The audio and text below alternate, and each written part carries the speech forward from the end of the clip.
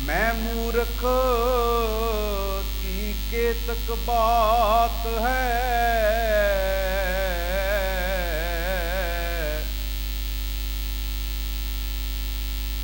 Coat पराती तरिया रे।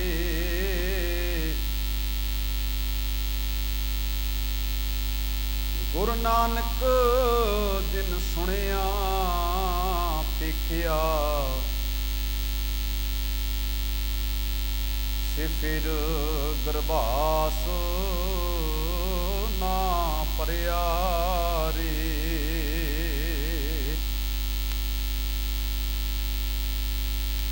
गुरु नानक जिन सुनिया देखिया,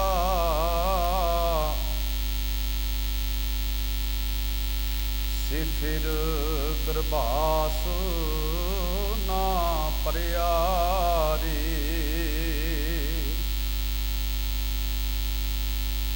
वाहिगुरु साहिब जीओ, देही गावा जीओ तर महकू, बसै पंच किरसाना,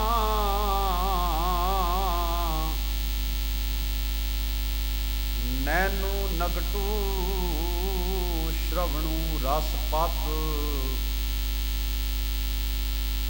इंद्री कहया ना माना। बाबा अब ना बसों ए गाँव,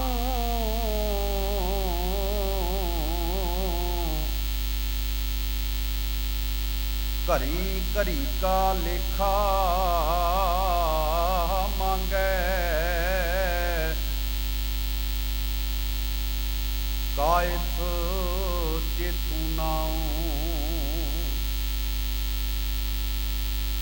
बाबा बना बसोए गाँव,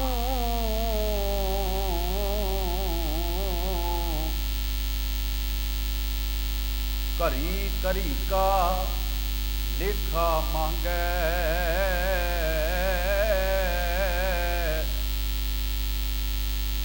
कायथ चेतू नाऊ रहाऊ। धर्म राय जब लेखा मांगे,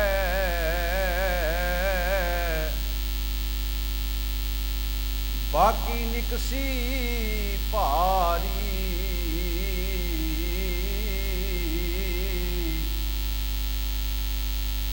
पंच किरसानवा भाग गए, लै बांध्यो जियो दरबारी। कह कबीर सुनो रे संतो, खेत ही करो नबेरा।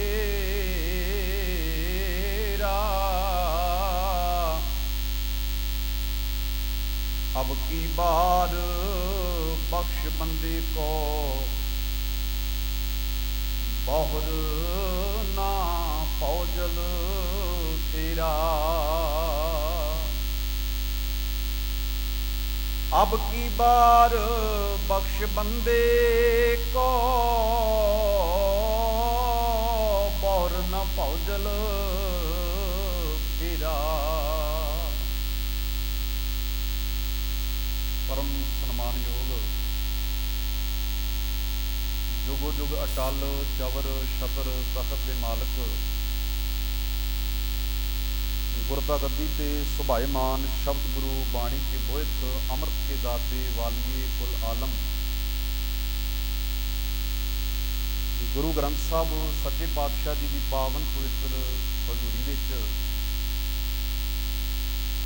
हफ्तावारी सजे हुए इन्हां विशेष गुरमत समागमां दीयां हाज़रियां भर रहे सन्मानयोग सत्कारयोग गुरु प्यारे गुरु सवारे सत संगी दिनों अकाल पुरख वाहिगुरू जी की बड़ी महान बख्शिश रहमत हुई है। सतगुरु की पावन गोद में जुड़ बैठ के आप सब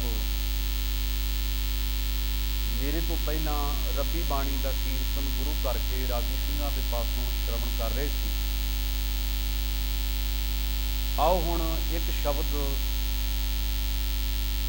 जो कि बाबा कबीर साहब की रचना तो उच्चारण किया होया गुरु ग्रंथ साहब जी के मुबारक अंक 1104 के उत्ते सभाईमान है, जिसका पाठ मैं आप जी के नाल साझा किया है। इसकी विचार के नाल जुड़न का यतन करिए। विचारां नूं प्रारंभण तो पहला जिन्ने शरीर आप सतगुरां की गोद विच बैठे हो, कलगीधर पिता वालों बख्शी हुई फतेह प्रवान करनी। वाहिगुरू जी का खालसा, वाहिगुरू जी की फतेह। अक्सर ही जदों प्राणी चढ़ाई कर जाता है तो बहुत ही वार तुसीं सुनिया होवेगा साडे रागी भाई इस शब्द नूं गाउंदे ने।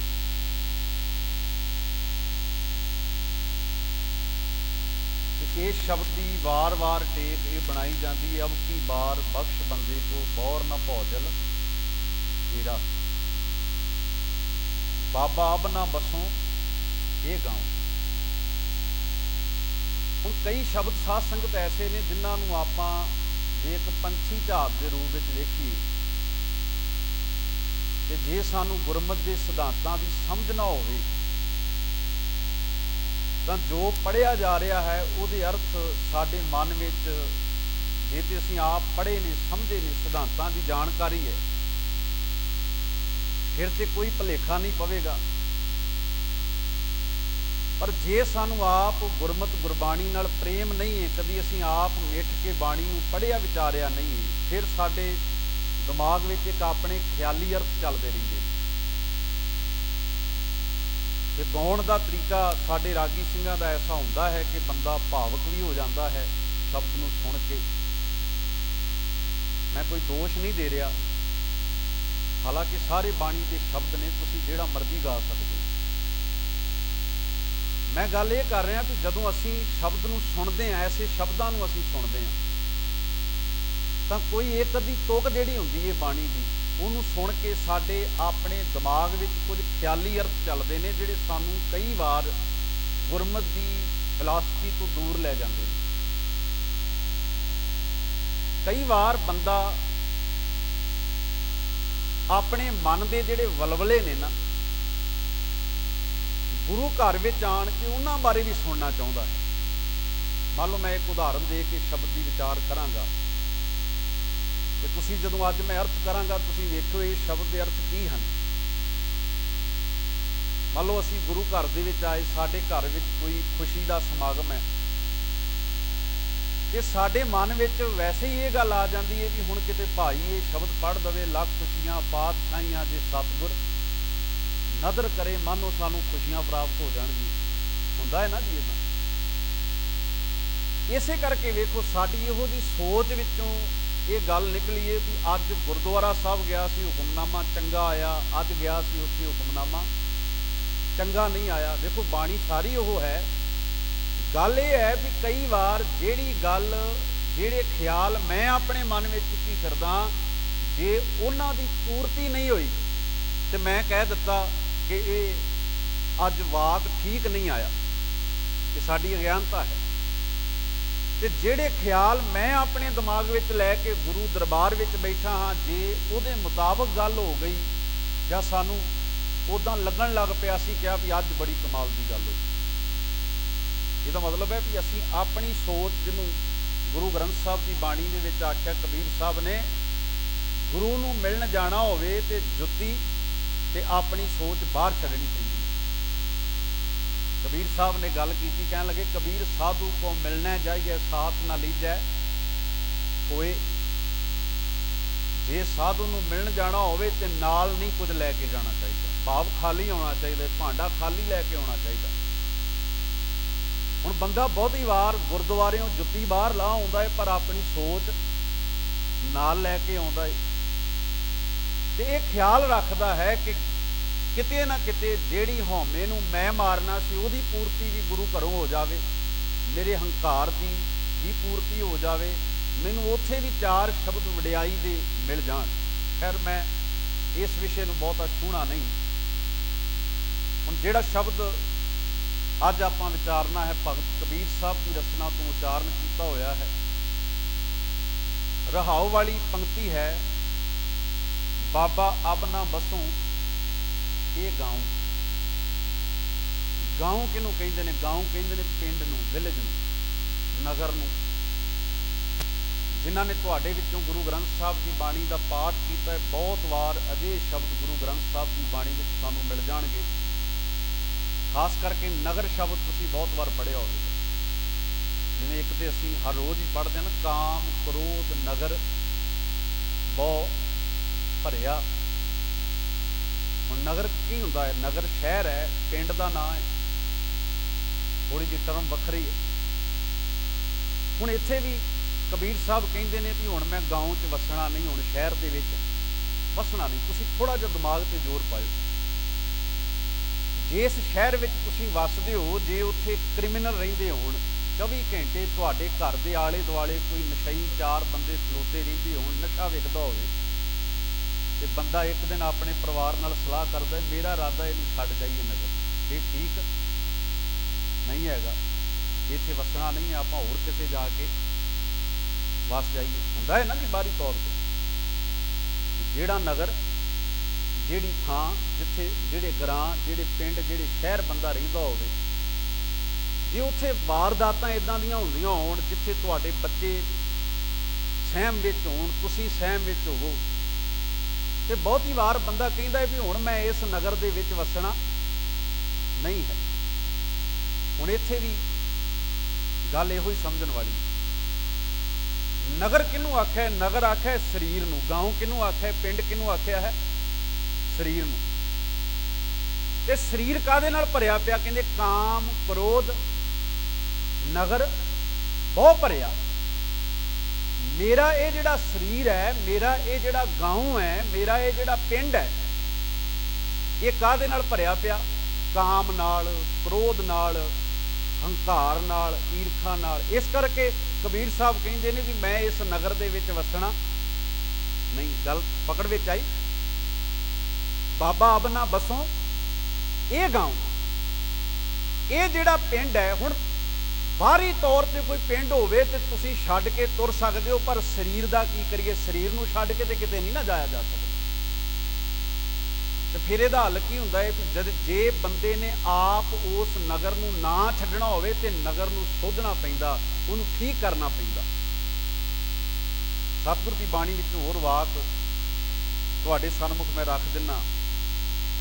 ਮਹਾਰਾਜ ਨੇ ਬੜੀ ਪਿਆਰੀ ਇੱਕ ਗੱਲ ਆਖੀ, ਕਹਿਣ ਲੱਗੇ ਪੰਚ ਮਨਾਏ ਪੰਚ ਰਸਾਈ। ਕਹਿੰਦੇ 5 ਚੀਜ਼ਾਂ ਮਨਾ ਲਈਆਂ ਮੈਂ ਤੇ 5 ਨੂੰ ਰਸਾ ਦਿੱਤਾ। ਦੇਖੋ ਨਗਰ ਵਿੱਚ ਜੇ ਭੈੜੇ ਬੰਦੇ ਰਹਿੰਦੇ ਹੋਣ ਤੇ ਕਈ ਵਾਰ ਉਹਨਾਂ ਨੂੰ ਸੱਚੀ ਗੱਲ ਕਹਿਣੀ ਵੀ ਪੈਂਦੀ, ਉਹਨਾਂ ਨੂੰ ਰਸਾਉਣਾ ਵੀ ਪੈਂਦਾ ਵੀ ਰੁੱਸ ਜਾਣ ਤੇ ਰੁੱਸ ਜਾਣ। ਅਸੀਂ ਨਹੀਂ ਇਹੋ ਜਿਹੇ ਗੁਆਂਢ ਨਾਲ ਕੋਈ ਸੰਪਰਕ ਰੱਖਣਾ ਜਿਹੜਾ 24 ਘੰਟੇ ਨਸ਼ੇ ਦਾ ਆਦੀ ਹੋਵੇ, ਜਿਹੜਾ 24 ਘੰਟੇ ਰੌਲਾ ਪਾਉਣ ਦਾ ਆਦੀ ਹੋਵੇ। ਇੱਕ ਦਿਨ ਤੇ ਬੰਦਾ ਉਹਨਾਂ ਨੂੰ ਕਹਿੰਦਾ ਹੀ ਹੈ ਨਾ ਵੀ ਭਾਈ ਤੁਹਾਡੇ ਰੌਲੇ ਤੋਂ ਅਸੀਂ ਤੰਗ ਆ ਗਏ। ਇਸ ਕਰਕੇ ਜਾਂ ਤੇ ਬੰਦੇ ਬਣ ਜਾਓ।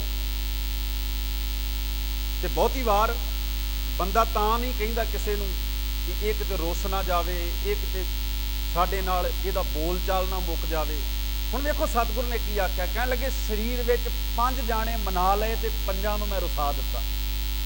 ਘਰ ਤਾਂ ਹੀ ਵੱਸਦਾ ਹੈ ਨਾ। ਹੁਣ ਘਰ ਦੇ ਵਿੱਚ 2 ਜੀਅ ਗਲਤ ਹੋਣ ਤੇ ਉਹ ਗਲਤੀ ਤੇ ਗਲਤੀ ਕਰੀ ਜਾਣ ਪਿੰਡ ਦੇ ਵਿੱਚ, ਨਗਰ ਵਿੱਚ, ਸਰੀਰ ਰੂਪੀ ਘਰ ਵਿੱਚ, ਤੇ ਤੁਸੀਂ ਇਹ ਗੱਲ ਆਖੋ ਨਹੀਂ ਇਹ ਰੁੱਸ ਜਾਣਗੇ, ਮੁੜ ਕੇ ਇਹਨਾਂ ਨਾਲ ਸਾਡਾ ਕੋਈ ਨਾਤਾ ਨਹੀਂ ਰਹਿਣਾ। ਕਬੀਰ ਸਾਹਿਬ ਕਹਿੰਦੇ ਨੇ ਵੀ ਮੈਂ ਇਸ ਨਗਰ ਵਿੱਚ ਰਹਿਣਾ ਨਹੀਂ।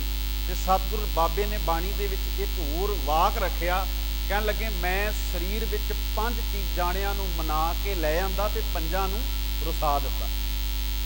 ਹੁਣ ਮਨਾਏ ਕਿਹੜੇ? 7 ਸੰਤੋਖ, ਦਇਆ, ਧਰਮ ਤੇ ਧੀਰਜ। ਇਹ 5 ਚੀਜ਼ਾਂ ਨੇ। ਇਹਨਾਂ ਨੂੰ ਮਨਾ ਲਿਆ ਮੈਂ। ਪਹਿਲਾਂ ਇਹ ਮੇਰੇ ਨਾਲੋਂ ਰੁੱਸੀਆਂ ਹੋਈਆਂ ਸੀ, ਤਾਂ ਹੀ ਤੇ ਸਰੀਰ ਕ੍ਰੋਧ ਦੇ ਨਾਲ ਭਰਿਆ ਪਿਆ ਸੀ ਨਾ। ਹੁਣ ਜਿਹੜੀ ਜ਼ਿੰਦਗੀ ਵਿੱਚ ਸੱਤ ਨਹੀਂ ਹੈਗਾ, ਸੰਤੋਖ ਨਹੀਂ ਹੈਗਾ, ਦਇਆ ਨਹੀਂ ਹੈਗੀ, ਧਰਮ ਨਹੀਂ ਹੈਗਾ, ਧੀਰਜ ਨਹੀਂ ਹੈਗਾ, ਉਹ ਨਗਰ ਕਿੱਦਾਂ ਦਾ ਹੋਵੇਗਾ? ਉਹ ਸਰੀਰ ਕਿੱਦਾਂ ਦਾ ਹੋਵੇਗਾ? ਵੇਖੋ ਸਤਿਗੁਰ ਨੇ ਕੀ ਆਖਿਆ, ਕਹਿਣਗੇ ਪੰਚ ਮਨਾਏ ਪੰਚ ਰਸਾਏ। मेरा नगर किवें वसिया, मेरा शरीर किवें वसिया। मैं पंजां नूं मना लिया ते पंजां नूं रुसा दिता भी जाओ, तुहाडे नाल साडा कोई संबंध नहीं है। ये हुण पंज रोसे रसाया किन्हां नूं? काम, क्रोध, लोभ, मोह, हंकार। पंच मनाए, पंच रुसाए। अगला वाक रखिया पंच वसाए, पंच गवाए। पंजां नूं वसा लिया ते पंजां नूं गवा दिता, आपे ही घर सुखी हो गया। हुण तुहाडे घर विच कोई चीज़ इदां दी होवे जिहड़ी तुहानूं दुख देवे, कोई वेस्ट प्रोडक्ट पिया होवे, घर दे विच बदबू फैली होवे, गंदगी फैली होवे, मुश्क आउंदा होवे, बंदा घरों चुक के सारा कुछ बाहर सुੱਟ दिंदा, गवा आउंदा।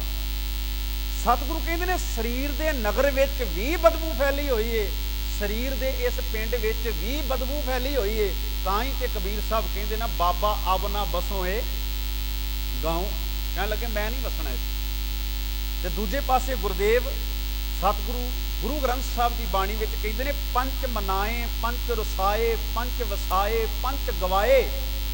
अगली तुग रखी, इन बिद नगर उठा मेरे भाई। कहण लगे इस तरीके नाल मेरा नगर वस गया, ये सोहना हो गया, ये पिंड सोहना हो गया, हुण मेरा छड्डण नूं जी नहीं करदा। कबीर साहब अपने वाक विच एक नैगेटिव उदाहरण दिंदे ने सानूं समझाउण दे लई भी ਜਿਹੜੇ शरीर विच काम, क्रोध, लोभ, मोह, हंकार वर्गियां चीज़ां वसदियां ने, इस नगर विच मेरा रहण नूं जी नहीं करदा। पर गुरु नानक साहब महाराज कहंदे ने, जिथे सत, संतोख, दया, धर्म ते धीरज वसदा है, ऐसे नगर विच रहण नूं जी करदा। एक वाक बाणी विचों होर रखांगा। श्लोक 12 ते वधीक विच आपां पढ़दे, लाहौर शहर जहर कहर सवा पैर। अगला श्लोक है, अमृतसर सिफती दा घर। वैसे इस कोई शक नहीं कि जिहड़ा अमृतसर गुरु ने वसाया है वह भी सिफत का घर ही है, पर यह श्लोक गुरु अमरदास महाराज का है। अमृतसर सिफती का घर, उदों अजे अमृतसर वसिया नहीं सी, ये पहलां दा श्लोक है। हुण वेखो दो उदाहरणां दित्तियां, कहण लगे लाहौर शहर जहर कहर सवा पैर। लाहौर की उदाहरण लई, सवा पैर जहर रहिंदा है उत्थे। हुण कदी शहर दे विच किवें जहर रहिंदा है? जिहड़े शहर दे विच लोक वसदे ने, जहर ते उन्हां विच हुंदा है ना। वास्तु शास्त्रां दे मगर लग के कई बार बंदा अपने घरां दे नक्शे पलटा दिंदा। वो कहते हैं एनू घर का मूँह रखो तां सुखी रहोगे। कईयां ने चंगे भले वेखो घर हुंदा है, बंदा अपनी सहूलत मुताबक रखदा भी रसोई कित्थे बननी चाहिए है, बाथरूम कित्थे बनने चाहिए, बंदा अपनी सहूलत के मुताबक रखदा। पर हिंदू मत विच खास करके वो वास्तु शास्त्र उत्ते बहुत यकीन करते हैं। वो चंगे भले पंडितां ने लोकां दे बाथरूम अगे बना दिते, रसोईयां पिछे कर दित्तियां। जे अगे सी तो मतलब हेरा फेरियां चंगी तरह कर दित्ती, ते वास्तु शास्त्र के हिसाब नाल इधर नूं दिशा चंगी है, ऐ करके उदां करके। अच्छा, जे घर विच रहण वाले जीआं नूं वसना ही नहीं आउंदा ते तुसीं घर दा मूँह जेड़े बन्ने मर्जी कर लो, की लाभ है उहदा? हुण घर कदी बूहे बारियां आपस विच लड़दे भला? जे कदी बारी बूहे नाल लड़ी होवे, कदी पिलर लड़े होण छत दे नाल, मैं तैनूं चुकना नहीं, घर ते उहो ही है। हुण उसे घर दे विच जे चार जी चंगे वसदे ने, इतफाक वाले ने, प्यार वाले ने, भरोसे वाले ने, वो घर स्वर्ग है। ते घर उहो ही होवे ते वो वसदे होण जिहड़े सारी दिहाड़ी क्रोध नाल, ईर्खा नाल, लोभ नाल भरे रहण, ते घर दा की कसूर है?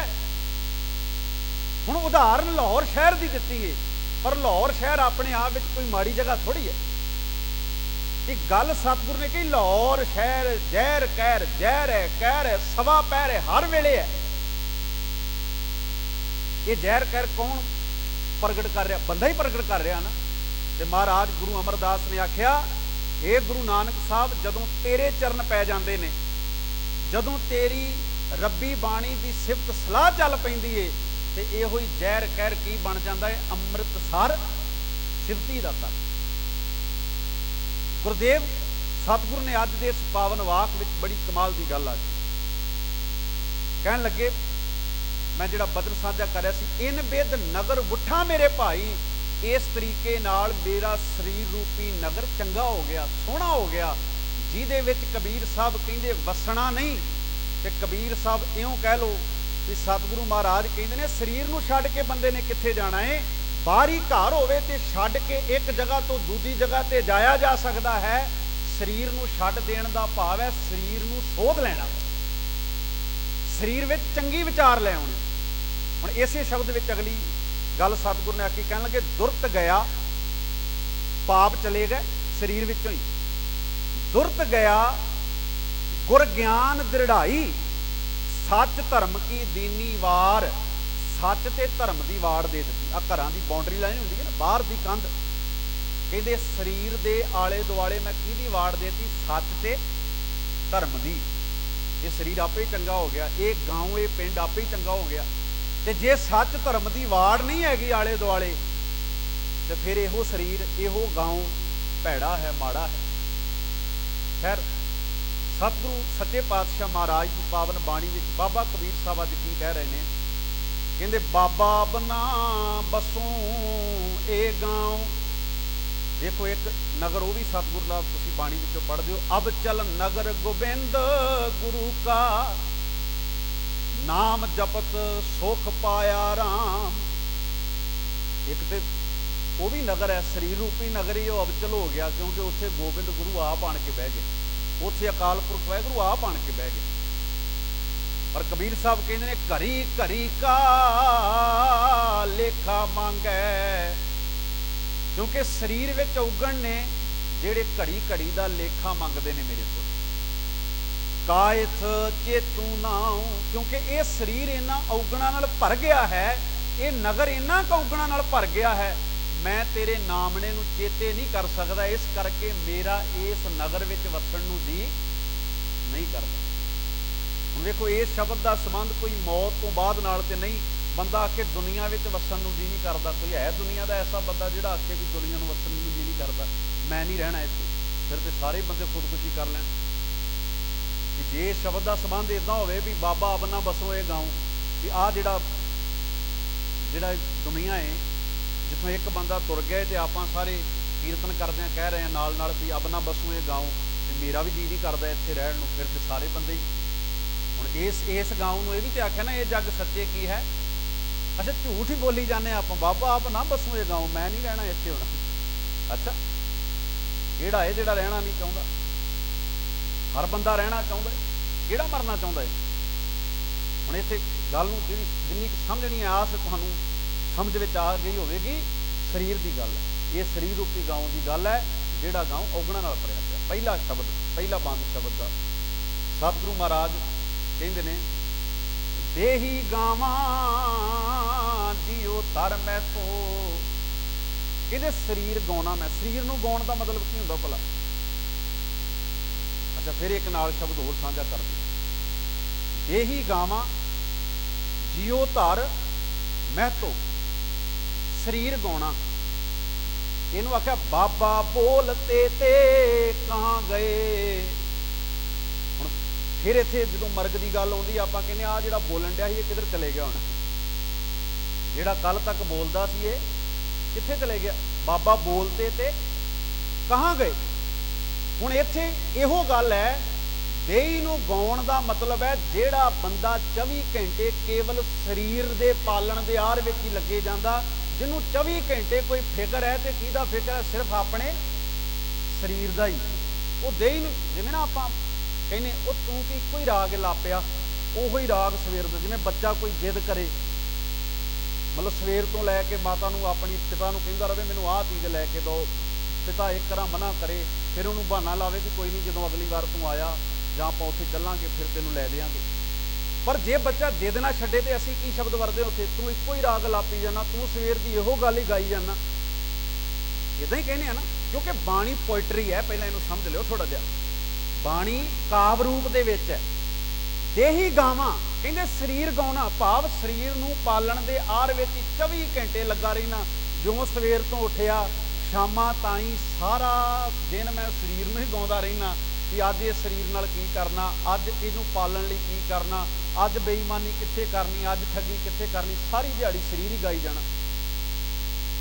ਹੁਣ ਇੱਥੇ ਉਹ ਜਿਹੜਾ ਸ਼ਬਦ ਨਾਲ ਸਾਂਝਾ ਕਰ ਰਿਹਾ ਸੀ, ਕਹਿੰਦੇ ਬਾਬਾ ਅਬ ਨਾ ਬਸੋਂ ਇਹ ਗਾਉਂ। ਪਹਿਲੇ ਬੰਦ ਤੱਕ ਹੈ ਦੇਹੀ ਗਾਵਾਂ, ਸਰੀਰ ਨੂੰ ਗਾਉਣਾ ਮੈਂ, ਸਰੀਰ ਨੂੰ 24 ਘੰਟੇ ਸਰੀਰ ਦਾ ਰਾਗ ਹੀ ਲਾਪੀ ਜਾਣਾ। ਰੱਬ ਦੀ ਨਿਰੰਕਾਰ ਦੀ ਗੱਲ ਤੇ ਹੈ ਹੀ ਨਹੀਂ। ਤੇ ਦੂਜੇ ਪਾਸੇ ਆਖਿਆ ਬਾਬਾ ਬੋਲਤੇ ਤੇ ਕਹਾਂ ਗਏ, ਉਹ ਹੁਣ ਕਿੱਥੇ ਚਲੇ ਗਏ ਜਿਹੜੇ ਪਹਿਲਾਂ ਬੋਲਦੇ ਸੀ। ਸੁਰਤ ਮਾਹੇ ਜੋ ਨਿਰਤੇ ਕਰਤੇ ਕਥਾ ਵਾਰਤਾ ਕਹਤੇ, ਜਿਹੜੇ ਔਗਣ ਪਹਿਲਾਂ ਮੇਰੀ ਸੁਰਤ ਵਿੱਚ ਸੀ, ਜਿਹੜੇ ਆਲੇ ਦੁਆਲੇ ਮੇਰੇ ਬੋਲਦੇ ਹੀ ਰਹਿੰਦੇ ਸੀ, ਉਹ ਕਿੱਥੇ ਚਲੇ ਗਏ? ਭਾਵ ਉਹ ਖਤਮ ਹੋ ਗਏ। ਹੁਣ ਦੇਹੀ ਗਾਵਾਂ ਜੀਓ ਧਰ ਮੈਂ ਤੋ ਬਸੇ ਪੰਜ ਕਿਰਸਾਨਾ, ਪੰਜ ਕਿਰਸਾਨ ਵਸਦੇ ਨੇ, ਕਾਮ ਕ੍ਰੋਧ ਲੋਭ ਮੋਹ ਹੰਕਾਰ। ਨੈਨੂ ਨਕਟੂ, ਨੈਣ ਦਾ ਮਤਲਬ ਅੱਖਾਂ, ਇਹ ਨੇਤਰੋ ਮੇਰਿਓ ਹਰ ਤੁਮ ਮੈਂ ਜੋਤ ਧਰੀ ਹਰ ਬਿਨ ਅਵਰ ਨਾ। ਕਿਉਂਕਿ ਪੰਜ ਕਿਰਸਾਨ ਜਿਹੜੇ ਕਾਮ ਕ੍ਰੋਧ ਲੋਭ ਮੋਹ ਹੰਕਾਰ ਵਸ ਰਹੇ ਸੀ, ਉਹ ਨੈਣਾ ਨੂੰ ਅੱਖਾਂ ਨੂੰ ਗਲਤ ਬੰਨੇ ਲਾ ਰਹੇ ਸੀ। ਨੈਨੂ ਨਕਟੂ, ਨਕਟੂ ਕਿਹਨੂੰ ਕਹਿੰਦੇ ਨੇ? ਨੱਕ ਨੂੰ। ਨੱਕ ਮੰਦੀਆਂ ਵਾਸ਼ਨਾਵਾਂ ਨੂੰ ਸੁੰਘਦਾ ਸੀ। ਨੈਨੂ ਨਕਟੂ ਸ਼ਰਵਣੂ, ਆ ਸ਼ਰਵਣ ਕੰਨ। ਰਸਪਤ ਜ਼ੁਬਾਨ। ਨੈਨੂ ਨਕਟੂ ਸ਼ਰਵਣੂ ਰਸਪਤ, ਇੰਦਰੀ ਕਹਿਆ ਨਾ ਮਾਨਾ, ਇਹ ਮੇਰੇ ਵੱਸ ਵਿੱਚ ਨਹੀਂ। ਨਾ ਮੇਰੀਆਂ ਅੱਖਾਂ ਮੇਰੇ ਵੱਸ ਵਿੱਚ ਨੇ, ਨਾ ਨੱਕ ਵੱਸ ਵਿੱਚ ਹੈ, ਨਾ ਕੰਨ ਵੱਸ ਵਿੱਚ ਨੇ, ਜਿਹਦੇ ਬਾਰੇ ਗੁਰੂ ਅਮਰਦਾਸ ਨੇ ਆਖਿਆ ਇਹ ਸ਼ਰਵਣੋ ਮੇਰਿਓ ਸੱਚ ਹੈ ਸੁਣਨੇ ਨੂੰ ਪਠਾਏ, ਸਰੀਰ ਲਾਏ ਸੁਣੋ ਸਤ ਬਾਣੀ। ਪਰ ਮੈਨੂੰ ਤੇ ਇਹਨਾਂ ਦੀ ਪੂਰਤੀ ਲਈ 24 ਘੰਟੇ ਧਿਆਨ ਹੈ ਵੀ ਜੋ ਕੰਨ ਨਿੰਦਿਆ ਸੁਣਨਾ ਚਾਹੁੰਦੇ ਨੇ, ਮੈਂ 24 ਘੰਟੇ ਸੁਣਨ ਨੂੰ ਤਿਆਰ ਹਾਂ। ਦੇਖੋ ਬਾਣੀ ਸੁਣਨੀ ਹੋਵੇ ਤੇ ਬੰਦਾ ਬਹੁਤਾ ਕੰਨ ਠਹਿਰਦੇ ਨਹੀਂ, ਪਰ ਕਈ ਵਾਰ ਬੰਦਾ ਚੁਗਲੀ ਨਿੰਦਿਆ ਕਰਦਾ ਹੋਵੇ ਤੇ 4-4 ਘੰਟੇ ਵੀ ਲੰਘ ਜਾਂਦੇ ਨੇ। ਸਤਿਗੁਰੂ ਕਹਿੰਦੇ ਨੇ ਕਹੇ ਵਿੱਚ ਨਹੀਂ, ਨਾ ਮੇਰੀਆਂ ਅੱਖਾਂ, ਨਾ ਨੱਕ, ਨਾ ਜ਼ੁਬਾਨ, ਨਾ ਕੰਨ। ਨੈਨੂ ਨਕਟੂ ਸ਼ਰਵਣੂ ਰਸਪਤ, ਇੰਦਰੀ ਕਹਿਆ ਨਾ ਮਾਨਾ, ਬਾਬਾ ਅਬ ਨਾ ਬਸੋਏਗਾ। ਉਹ ਜਿੱਥੇ ਮੇਰਾ ਹੁਣ ਜਿਹੜੇ ਘਰ ਵਿੱਚ ਬੰਦੇ ਦੀ ਚੱਲਦੀ ਨਾ ਹੋਵੇ, ਨਾ ਪਤਨੀ ਮੰਨੇ ਨਾ ਬੱਚੇ ਮੰਨੇ, ਉੱਥੇ ਰਹਿਣ ਨੂੰ ਕਿਹਦਾ ਜੀ ਕਰਦਾ? ਕਬੀਰ ਸਾਹਿਬ ਇਹੋ ਹੀ ਕਹਿ ਰਹੇ ਨੇ, ਇਸ ਘਰ ਵਿੱਚ ਤੇ ਮੇਰੀ ਚੱਲਦੀ ਨਹੀਂ, ਨਾ ਅੱਖਾਂ ਮੇਰੇ ਵੱਸ ਵਿੱਚ, ਨਾ ਨੱਕ ਮੇਰੇ ਵੱਸ ਵਿੱਚ, ਨਾ ਕੰਨ ਵੱਸ ਵਿੱਚ, ਨਾ ਮੇਰੀ ਜ਼ੁਬਾਨ ਮੇਰੇ ਕੰਟਰੋਲ ਵਿੱਚ। ਮੇਰਾ ਹੁਣ ਇੱਥੇ ਵਸਣ ਨੂੰ ਜੀ ਨਹੀਂ ਕਰਦਾ। ਹੁਣ ਹੱਲ ਚਾਹੀਦਾ। ਹੁਣ ਘਰ ਛੱਡ ਕੇ ਬੰਦਾ ਜਾਵੇਗਾ ਵੀ ਕਿੱਥੇ? ਰਹਿਣਾ ਤੇ ਉੱਥੇ ਹੀ ਪੈਣਾ। ਫਿਰ ਹੱਲ ਕੀ ਹੈ? ਉਹ ਵੀ ਸਤਿਗੁਰ ਨੇ ਦਿੱਤਾ। ਕਹਿੰਦੇ ਇੱਕ ਫਿਕਰ ਹੋਰ ਰਹਿੰਦਾ। ਕਈ ਵਾਰ ਵੇਖੋ ਤੁਸੀਂ, ਬੰਦੇ ਦੀ ਜ਼ੁਬਾਨ ਮਾੜਾ ਬੋਲਦੀ ਏ, ਪਰ ਭੁਗਤਣਾ ਸਰੀਰ ਨੂੰ ਪੈਂਦਾ। ਅੱਛਾ, ਜ਼ੁਬਾਨ ਵਿੱਚ ਇੱਕ ਵੀ ਹੱਡੀ ਨਹੀਂ ਹੁੰਦੀ, ਪਰ ਜੇ ਮਾੜਾ ਬੋਲ ਜਾਵੇ ਤੇ ਕਈ ਵਾਰ ਸਰੀਰ ਦੀਆਂ ਸਾਰੀਆਂ ਹੱਡੀਆਂ ਤੜਾ ਦਿੰਦੀ। ਉਹ ਨਾ ਪੰਜਾਬੀ ਦੀ ਇੱਕ ਗਾਥਾ, ਕਹਿੰਦੇ ਕਿਸੇ ਮਾਈ ਦੇ ਘਰ ਵਿੱਚ ਮੱਝਾਂ ਸੀ। ਹੁਣ ਚਲੋ ਤੁਹਾਡੇ ਤੇ ਇੱਧਰ ਮੱਝਾਂ ਨਹੀਂ ਹੁੰਦੀਆਂ, ਗਾਵਾਂ ਹੁੰਦੀਆਂ। ਤੇ ਕਿਸਾਨ ਦੀ ਜਿਹੜੀ ਮੱਝ ਹੁੰਦੀ ਹੈ ਨਾ, ਉਹਦਾ ਬੜਾ ਪਿਆਰ ਹੁੰਦਾ ਉਹਦੇ ਨਾਲ, ਉਹਦੇ ਘਰ ਦਾ ਜੀਅ ਹੁੰਦਾ ਇੱਕ ਤਰੀਕੇ ਨਾਲ, ਕਿਉਂਕਿ ਉਹ ਤੋਂ ਉਹਦੀ ਰੋਜੀ ਰੋਟੀ ਚੱਲਦੀ ਹੈ। ਦੁੱਧ ਦਿੰਦੀ ਆ, ਉਹਨੂੰ ਪਾਉਂਦਾ, ਉਹਦੇ ਬੱਚੇ ਪੀਂਦੇ ਨੇ, ਸਾਰਾ ਕੁਝ। ਮੈਨੂੰ ਯਾਦ ਹੈ ਸਾਡੇ ਪਿੰਡਾਂ ਦੇ ਵਿੱਚ ਅੱਜ ਤੱਕ ਵੀ ਜੇ ਕਿਸੇ ਦੀ ਮੱਝ ਮਰ ਜਾਵੇ ਤੇ ਜਿਵੇਂ ਲੋਕ ਬੰਦੇ ਮਰੇ ਦਾ ਅਫਸੋਸ ਕਰਨ ਜਾਂਦੇ ਨੇ ਨਾ, ਉੱਦਾਂ ਅੱਜ ਵੀ ਜਾਂਦੇ ਨੇ ਘਰਾਂ ਦੇ। ਕਿਉਂਕਿ ਹੁਣ ਜਿਹਦੀ 12-14 ਕਿਲੋ ਇੱਕ ਟਾਈਮ ਦਾ ਦੁੱਧ ਦੇਣ ਵਾਲੀ ਮੱਝ ਮਰ ਗਈ, ਉਹ ਵਿਰਲਾਪ ਵਿੱਚ ਹੈ, ਉਹਨੂੰ ਹੌਸਲਾ ਦੇਣ ਜਾਂਦੇ ਨੇ।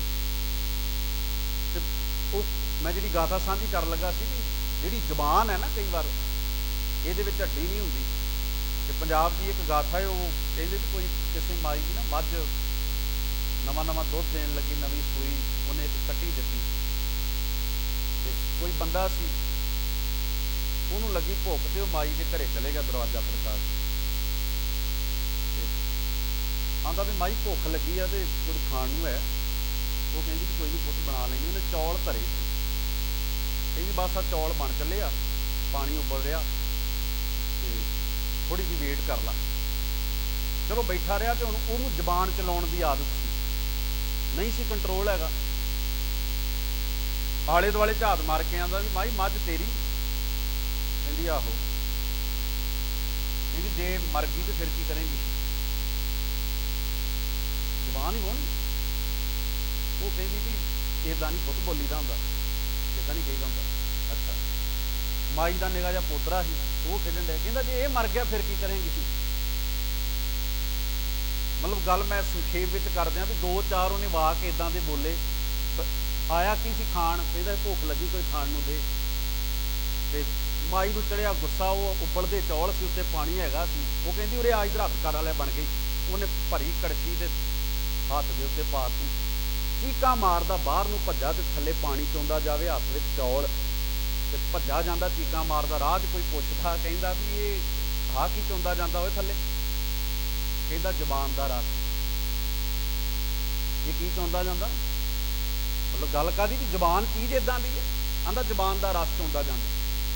ਸੋ ਖੈਰ ਸਤਿਗੁਰ ਨੇ ਜਿਹੜੀ ਗੱਲ ਕਹੀ, ਕਹਿਣ ਲੱਗੇ ਵੀ ਮੈਂ ਇਸ ਘਰ ਵਿੱਚ ਕੀ ਵਸਾਂ, ਇਹ ਚੀਜ਼ਾਂ ਮੇਰੇ ਕਹਿਣੇ ਵਿੱਚ ਨਹੀਂ, ਇਸ ਸਰੀਰ ਵਿੱਚ ਕੀ ਵਸਾਂ। ਇਸ ਕਰਕੇ ਮਾਲਕ ਹੱਲ ਕਰੋ ਤਾਂ ਕਿ ਮੇਰਾ ਘਰ ਸੁਖੀ ਹੋ ਜਾਵੇ, ਤਾਂ ਕਿ ਇਹ ਸਰੀਰ, ਇਹ ਗਾਉਂ, ਇਹ ਪਿੰਡ ਸੁਖੀ ਹੋ ਜਾਵੇ। ਇੱਕ ਉਦਾਹਰਨ ਦੇ ਕੇ ਮੈਂ ਅਗਲੇ ਬੰਦ ਦੀ ਵਿਚਾਰ ਕਰਾਂਗਾ। ਬਾਬਾ ਰਵਿਦਾਸ ਸਾਹਿਬ ਨੇ ਆਖਿਆ ਸੀ, ਬੇਗਮਪੁਰਾ ਸ਼ਹਿਰ ਕੋ ਨਾਉ, ਦੁੱਖ ਅੰਦੋ ਨਹੀਂ ਤੇ ਥਾਉ। ਕਹਿਣ ਲੱਗੇ ਮੇਰਾ ਜਿਹੜਾ ਸ਼ਹਿਰ ਹੈ ਉਹ ਬੇਗਮਪੁਰਾ ਹੈ, ਜਿਹਦੇ ਵਿੱਚ ਕੋਈ ਗਮ ਨਹੀਂ ਹੈ, ਜਿਹਦੇ ਵਿੱਚ ਉਸ ਨਿਰੰਕਾਰ ਦੀ ਭਗਤੀ ਹੁੰਦੀ ਹੈ, ਉਹਦੀ ਆਰਾਧਨਾ ਹੁੰਦੀ ਹੈ। ਬੇਗਮਪੁਰਾ ਸ਼ਹਿਰ ਕੋ ਨਾਉ, ਦੁੱਖ ਅੰਦੋ ਨਹੀਂ ਤੇ ਠਾਉ, ਖੌਫ ਨਾ ਖਤਾ ਨਾ ਤਰਸ ਜਵਾਲ। ਜਿੱਥੇ ਕੋਈ ਖੌਫ ਨਹੀਂ, ਜਿੱਥੇ ਕੋਈ ਖਤਾ ਨਹੀਂ। ਹੁਣ ਕਿਹੜਾ ਸ਼ਹਿਰ ਹੈ, ਕਿਹੜਾ ਬੇਗਮਪੁਰਾ ਹੈ? ਆ ਸਰੀਰ ਹੀ ਬੇਗਮਪੁਰਾ ਬਣ ਗਿਆ। ਇਸੇ ਸਰੀਰ ਵਿੱਚ ਵਸਣਾ ਹੈ। ਸਤਿਗੁਰੂ ਮਹਾਰਾਜ ਕਹਿੰਦੇ ਨੇ, ਧਰਮ ਰਾਏ ਜਬ ਲੇਖਾ ਮੰਗੈ, ਬਾਕੀ ਨਿਕਸੀ ਪਾਰੀ। ਕਈ ਵਾਰ ਮਨ ਵਿੱਚ ਮਾੜਾ ਖਿਆਲ ਆਵੇ, ਕੰਮ ਮਾੜੇ ਮਨ ਕਰਾ ਦਿੰਦਾ ਤੇ ਸਰੀਰ ਨੂੰ ਕੁੱਟ ਪੈ ਜਾਂਦੀ। ਹੁਣ ਵਿਕਾਰ ਜਿਹੜੇ ਨੇ, ਬੰਦਾ ਵੇਖੋ, ਕਾਮ ਆਇਆ, ਕ੍ਰੋਧ ਆਇਆ, ਲੋਭ ਆਇਆ, ਹੰਕਾਰ ਆਇਆ। ਕ੍ਰੋਧ ਆਇਆ, ਬੰਦੇ ਨੂੰ ਗੁੱਸਾ ਆਇਆ ਕਿਸੇ ਗੱਲ ਦੇ ਉੱਤੇ। ਹੁਣ ਕ੍ਰੋਧ 2 ਮਿੰਟ ਆਇਆ, 4 ਮਿੰਟ ਆਇਆ, ਬੰਦੇ ਦੀ ਜ਼ੁਬਾਨ ਵਗ ਗਈ, ਉੱਥੇ ਬੰਦੇ ਨੇ ਕਹਿ ਦਿੱਤੀਆਂ ਬੜੀਆਂ ਤੱਤੀਆਂ ਠੰਡੀਆਂ। ਪਰ ਬਾਅਦ ਵਿੱਚ ਕ੍ਰੋਧ ਸ਼ਾਂਤ ਹੋ ਗਿਆ, ਪਰ ਭਰਾਵਾਂ ਵਿੱਚ ਪਾਟਕ ਪੈ ਗਏ। ਹੁੰਦਾ ਨਾ ਏਦਾਂ। ਹੁਣ ਕ੍ਰੋਧ ਦਾ ਕੀ ਗਿਆ? ਕ੍ਰੋਧ ਦਾ ਕੁਝ ਵੀ ਨਹੀਂ ਗਿਆ। ਲੋਭ, ਲਾਲਚ, ਲੋਭ ਦੇ ਵਸ ਹੋ ਕੇ ਕੋਈ ਕਰਮ ਕੀਤਾ, ਧੀਆਂ ਪੁੱਤਰਾਂ ਬਦਲੀ ਕਰ ਲਿਆ ਕਰਮ, ਲੋਭ ਦੇ ਵਸ ਪੈ ਗਏ ਤੇ ਬਾਅਦ ਵਿੱਚ ਸਜ਼ਾ ਆਪ ਭੋਗਣੀ ਪਈ। ਇਸ ਕਰਕੇ ਇਹ ਜਿਹੜੇ ਵਿਕਾਰ ਨੇ, ਇਹਨਾਂ ਦੇ ਵਸ ਪਿਆ ਬੰਦਾ। ਕਈ ਵਾਰ ਕਰਮ, ਵਿਕਾਰਾਂ ਦਾ ਕੀ ਜਾਂਦਾ? ਕੁਝ ਵੀ ਨਹੀਂ ਜਾਂਦਾ। ਲੇਖਾ ਤੇ ਬੰਦੇ ਤੋਂ ਪੁੱਛਿਆ ਜਾਣਾ। ਇਸ ਕਰਕੇ ਸਤਿਗੁਰੂ ਇੱਥੇ ਕਹਿ ਰਹੇ ਨੇ, ਧਰਮ ਰਾਏ ਜਬ ਲੇਖਾ ਮੰਗੈ, ਬਾਕੀ ਨਿਕਸੀ ਭਾਰੀ। ਪੰਚ ਕਿਰਸਾਨਵਾ ਭਾਗ ਗਏ। ਜਿਹੜੇ ਕਾਮ, ਕ੍ਰੋਧ, ਲੋਭ, ਮੋਹ, ਹੰਕਾਰ ਵਰਗੇ ਕਿਸਾਨ ਸੀ ਇਸ ਪਿੰਡ ਦੇ ਵਿੱਚ, ਉਹ ਤੇ ਪਾਸੇ ਹੋ ਗਏ। ਪੰਚ ਕਿਰਸਾਨਵਾ ਭਾਗ ਗਏ। ਲੈ ਬੰਨ੍ਹਿਓ ਜੀਓ ਦਰਬਾਰੀ, ਬੰਨ ਤੇ ਮੇਰੀ ਜਿੰਦ ਗਈ ਨਾ, ਬੰਨੀ ਤੇ ਜਿੰਦ ਗਈ। ਤੇ ਅਖੀਰਲੇ ਬੰਦ ਵਿੱਚ ਆਖਿਆ, ਕਹਿੰਦੇ ਕਹਿ ਕਬੀਰ ਸੁਨੋ ਰੇ ਸੰਤੋ, ਇਹ ਸਤ ਸੰਗੀ ਜਨੋ ਹੁਣ ਮੇਰਾ ਨਿਬੇੜਾ ਕਰੋ। ਮੇਰਾ ਵੀ ਘਰ ਸੁਖੀ ਹੋਵੇ, ਮੇਰਾ ਵੀ ਪਿੰਡ ਸੁਖੀ ਹੋਵੇ, ਜਿਹਦੇ ਵਿੱਚ ਮੇਰਾ ਵਸਣ ਨੂੰ ਜੀ ਨਹੀਂ ਕਰਦਾ। ਕਾਸ਼ ਮੇਰਾ ਇਹਦੇ ਵਿੱਚ ਵਸਣ ਨੂੰ ਜੀ ਕਰੇ। ਕਹਿ ਕਬੀਰ ਸੁਨੋ ਰੇ ਸੰਤੋ, ਖੇਤ ਹੀ ਕਰੋ ਨਬੇੜਾ। ਖੇਤ ਹੀ ਕਰੋ ਨਬੇੜਾ ਦਾ ਅਰਥ ਹੈ ਹੁਣੇ ਨਬੇੜਾ ਕਰ ਦਿਓ ਮੇਰਾ, ਇਸੇ ਜਨਮ ਵਿੱਚ ਹੀ। ਇਹ ਨਹੀਂ ਆਖਿਆ ਮਰਨ ਤੋਂ ਬਾਅਦ ਨਬੇੜਾ ਕਰੋ। ਖੇਤ ਦਾ ਮਤਲਬ ਹੈ ਇੱਥੇ ਹੀ। ਖੇਤ ਹੀ ਕਰੋ ਨਬੇੜਾ, ਅਬ ਕੀ ਬਾਰ ਬਖਸ਼ ਬੰਦੇ ਕੋ ਬੌਰ ਨਾ ਭੌਜਲ ਫੇਰਾ। ਮੈਨੂੰ ਇਹੋ ਜਿਹਾ ਗਿਆਨ ਦਿਓ ਸੰਤੋ ਸਤ ਸੰਗੀ ਜਨੋ, ਤਾਂ ਕਿ ਮੇਰਾ ਜਨਮ ਮਰਨ ਦਾ ਗੇੜ ਕੱਟਿਆ ਜਾਵੇ ਜਿਉਂਦਿਆਂ ਜੀ, ਮਰਨ ਤੋਂ ਬਾਅਦ ਨਹੀਂ, ਜਿਉਂਦਿਆਂ ਜੀ ਕੱਟਿਆ ਜਾਵੇ। ਹੁਣ ਇਹ ਜਨਮ ਮਰਨ ਦਾ ਗੇੜ ਕਿਵੇਂ ਹੈ? ਵਿਕਾਰਾਂ ਵਿੱਚ ਬੱਧਾ ਹੋਇਆ ਜੀਵ ਜਿਹੜਾ ਹੈ, ਹਉਮੈ ਹੰਕਾਰ ਵਿੱਚ ਬੱਧਾ ਹੋਇਆ ਜੀਵ ਭੌਜਲ ਦੇ ਗੇੜੇ ਕੱਢ ਰਿਹਾ ਹੈ। ਸੋ ਇਹ ਸ਼ਬਦ ਨੂੰ ਜੇ ਤੁਸੀਂ ਧਿਆਨ ਨਾਲ ਸਮਝਿਆ ਹੋਵੇਗਾ ਤੇ ਵੇਖੋ, ਇਹਦਾ ਸਾਰਾ ਸੰਬੰਧ ਜਿਹੜਾ ਹੈ ਉਹ ਸਾਡੇ ਜਿਉਂਦਿਆਂ ਜੀ ਨਾਲ ਹੈ। ਸਾਡੇ ਜਿਉਂਦਿਆਂ ਜੀ, ਅਸੀਂ ਜਿਹੜੇ ਕਰਮ ਕਰਦੇ ਹਾਂ ਉਹਨਾਂ ਦੇ ਨਾਲ ਹੈ। ਸਤਿਗੁਰੂ ਮਹਾਰਾਜ ਕਿਰਪਾ ਕਰਨ, ਅਸੀਂ ਵੀ ਇਸ ਸਰੀਰ ਨੂੰ ਸੰਭਾਲ ਲਈਏ। ਇਹਦੇ ਅੰਦਰ ਜਿਹੜੇ 5 ਕਿਰਸਾਨ ਸਾਨੂੰ ਤੰਗ ਕਰਦੇ ਨੇ, ਜਿਹੜੇ ਵਸਣ ਨਹੀਂ ਦਿੰਦੇ, ਜਿਹੜੇ ਟਿਕਾ ਨਹੀਂ ਆਉਣ ਦਿੰਦੇ, ਜਿਹੜੇ ਸਹਿਜ ਤੱਕ ਨਹੀਂ ਪਹੁੰਚਣ ਦਿੰਦੇ, ਉਹਨਾਂ ਵਿਕਾਰਾਂ ਨੂੰ ਭਜਾ ਕੇ ਤੇ ਵਸ ਜਾਈਏ। ਸੋ ਸਤਿਗੁਰੂ ਸੱਚੇ ਪਾਤਸ਼ਾਹ ਕਿਰਪਾ ਕਰਨ, ਪਾਵਨ ਬਾਣੀ ਦੀ ਜਿਹੜੀ ਵਿਚਾਰ ਹੈ ਉਹ ਸਾਡੀ ਜ਼ਿੰਦਗੀ ਦਾ ਆਧਾਰ ਬਣ ਜਾਵੇ। ਜਿਹੜੀ ਮੰਦੀ ਪ੍ਰੇਰਨਾ ਹੈ, ਜਿਹੜੀ ਸਾਡੇ ਅੱਖਾਂ ਨੂੰ, ਕੰਨਾਂ ਨੂੰ ਗਲਤ ਬੰਨੇ ਲੈ ਕੇ ਜਾਂਦੀ ਹੈ, ਜਿਹੜੀ ਇਸ ਸਰੀਰ ਰੂਪੀ ਨਗਰ ਨੂੰ, ਸਰੀਰ ਰੂਪੀ ਗਾਉਂ ਪਿੰਡ ਨੂੰ ਤਬਾਹ ਕਰਦੀ ਹੈ, ਜਿਹਦੇ ਵਿੱਚ ਗੁਰਮੁਖ ਦਾ ਤੇ ਵਸਣ ਨੂੰ ਜੀ ਨਹੀਂ ਕਰਦਾ, ਤੇ ਭਗਤ ਕਬੀਰ ਸਾਹਿਬ ਉਹ ਗੁਰਮੁਖ ਨੇ ਜਿਹੜੇ ਸਤ ਸੰਗੀ ਜਨਾਂ ਅੱਗੇ ਜਾ ਕੇ ਕਹਿ ਰਹੇ ਨੇ ਕਿ ਇਹ ਸਰੀਰ, ਇਹ ਦੇਹੀ ਮਲੀਨ ਹੈ, ਇਹ ਪਿੰਡ ਠੀਕ ਨਹੀਂ ਹੈ, ਇਸ ਕਰਕੇ ਇਹਨੂੰ ਠੀਕ ਕਰ ਦਿਓ। ਸੋ ਅਸੀਂ ਵੀ ਇਸੇ ਦੇਹੀ ਨੂੰ, ਇਸੇ ਸਰੀਰ ਨੂੰ ਜਿਹੜਾ ਹੈ ਠੀਕ ਕਰਾਉਣ ਲਈ ਗੁਰੂ ਦੀ ਸੰਗਤ ਕਰਦੇ ਹਾਂ। ਜਿਹੜਾ 24 ਘੰਟੇ ਸਰੀਰ ਦੇ ਰਾਗ ਲਾਪੀ ਜਾਣੇ, ਇਹ ਤੋਂ ਕਬੀਰ ਸਾਹਿਬ ਨੇ ਮਨਾ ਕਰਕੇ, ਇਸ ਵੇਖੋ ਇਹੋ ਸਰੀਰ ਹੈ ਜਿਹੜਾ ਰੱਬੀ ਮਿਲਾਪ ਦਾ ਵਸੀਲਾ ਬਣਦਾ ਹੈ। ਭਈ ਪ੍ਰਾਪਤ ਮਾਨੁਖ ਦੀ ਹੁਰੀਆ ਗੋਬਿੰਦ ਮਿਲਣ ਕੀ ਇਹ ਤੇਰੀ ਬੜਿਆ। ਇਹੋ ਸਰੀਰ ਹੈ ਜਿਹੜਾ ਕਾਮ ਕ੍ਰੋਧ ਲੋਭ ਮੋਹ ਹੰਕਾਰ ਦੇ ਵਿੱਚ ਪੈ ਕੇ ਔਗਣਾ ਦਾ ਵਸੀਲਾ ਵੀ ਬਣ ਜਾਂਦਾ ਹੈ। ਜਿਹਨੂੰ ਸਤਿਗੁਰ ਨੇ ਆਸਾ ਕੀ ਵਾਰ ਅੰਦਰ ਇਦਾਂ ਵੀ ਬਿਆਨਾ ਹੈ, ਆਪੀ ਨੇ ਭੋਗ ਭੋਗ ਕੇ ਹੋਏ ਭਸਮੜ ਭੌਰ ਸਦਾਇਆ। ਆਪ ਭੋਗ ਭੋਗ ਕੇ, ਔਗਣਾ ਦੇ ਭੋਗ ਭੋਗ ਕੇ ਸਰੀਰ ਭਸਮ ਹੋ ਗਿਆ, ਸਵਾਹ ਹੋ ਗਿਆ ਸਰੀਰ, ਹੋਏ ਭਸਮੜ ਭੌਰ ਸਦਾਇਆ। ਭੌਰ ਕਹਿੰਦੇ ਨੇ ਗੁਰੂ ਨੂੰ, ਚੰਗੀ ਵਿਚਾਰ ਨੂੰ, ਉਹ ਨਿਕਲ ਗਈ। ਭੌਰ ਸਦਾਇਆ ਵੱਡਾ ਹੋਆ ਦੁਨੀਦਾਰ, ਗਲ ਸੰਗਲ ਘੱਤ ਚਲਾਇਆ। ਸੰਗਲ ਕਾਹਦਾ ਹੈ ਬੰਦੇ ਦੇ ਗਲ ਵਿੱਚ? ਨਾਨਕ ਔਗਣ ਜੇਤੜੇ 33 ਗਲੀ ਜੰਜੀਰ। ਜਿੰਨੇ ਔਗਣ ਨੇ ਉਨੀਆਂ ਗਲ ਵਿੱਚ ਜੰਜੀਰਾਂ ਨੇ। ਗਲ ਸੰਗਲ ਘੱਤ ਚਲਾਇਆ। ਸੰਗਲ ਪਿਆ ਹੋਇਆ ਔਗਣਾ ਦਾ, ਖਿੱਚੀ ਫਿਰਦਾ, ਕਿਸੇ ਨੂੰ ਕਿਸੇ ਬੰਨੇ ਖਿੱਚੀ ਫਿਰਦਾ, ਕਿਸੇ ਨੂੰ ਕਿਸੇ ਬੰਨੇ ਖਿੱਚੀ ਫਿਰਦਾ। ਗਲ ਸੰਗਲ ਘੱਤ ਚਲਾਇਆ। ਸੋ ਸਤਿਗੁਰ ਕਿਰਪਾ ਕਰੇ, ਪਾਵਨ ਬਾਣੀ ਦੀ ਵਿਚਾਰ ਸਾਡੇ ਸਾਰਿਆਂ ਦੇ ਜੀਵਨ ਦਾ ਆਧਾਰ ਆਸਰਾ ਬਣ ਜਾਵੇ। ਸਭਨਾਂ ਦਾ ਧੰਨਵਾਦ। ਇਹ ਸੀ ਕਬੀਰ ਸਾਹਿਬ ਦੇ ਮੁਬਾਰਕ ਸ਼ਬਦ ਦੀ ਵਿਚਾਰਾਂ ਕਰਦਿਆਂ ਏਕ ਨਹੀਂ ਅਨੇਕਾਂ ਪ੍ਰਕਾਰ ਦੀਆਂ ਹੋਈਆਂ ਭੁੱਲਾਂ ਗਲਤੀਆਂ ਦੀ ਖਿਮਾ ਗੁਰੂ ਗ੍ਰੰਥ ਸਾਹਿਬ ਪਾਸੋਂ ਆਪ ਸਾਰਿਆਂ ਦਾ ਧੰਨਵਾਦ। ਵਾਹਿਗੁਰੂ ਜੀ ਕਾ ਖਾਲਸਾ, ਵਾਹਿਗੁਰੂ ਜੀ ਕੀ ਫਤਿਹ।